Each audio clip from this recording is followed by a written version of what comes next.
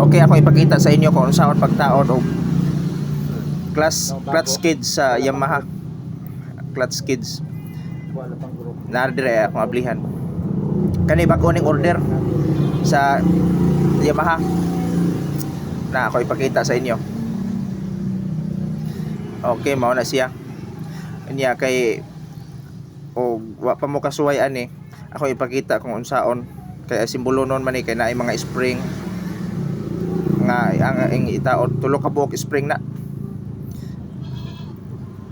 Nya kana yang silbi pin tulo ka buok pod. Ya simbol na siya niya ang kanang spring mo itaod diha nang naay groove. Na kana nya isoda nato diha. Di man na pwede nga itaod ng spring. Diha naman na itaod nato diha. Unya kana dihang naay groove. Kanang tulo ka buok. Diha itunong ang spring. Diha kana magingana siya ang porma ana. Kana na ito kuranan sa iyang spring. Okay.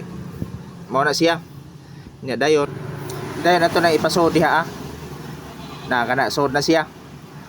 Unya baghuman og pasod iangat na to gamay kani siya kay aron masod na to ang spring.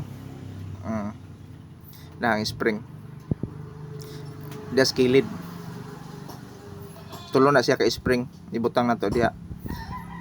Tanawa ha unsaon ba ang tips nga masod siya ang spring uban malisdan. Pero ipakita nako kung unsaon o kana pwede siya inganaon. Itakilid lang gamay diha. Inya ipasod na pod. Tanawa. Iduot lang siya.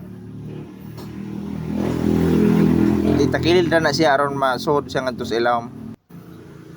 Nya mo na himuon sa tulo. Ang pikas na pod itakilid lang gihapon. Kana itakilid diha para masud tanan siya. Og di gani madala og kanang kamot gamitan nato og kanang pangsungkit. Di gani flat screw nga gamay o bisan unsa nga kanang matuod nato ngadto sa ilawom para dali ra ang pagpasulod. Ingana lang ka simple ang pagtaod.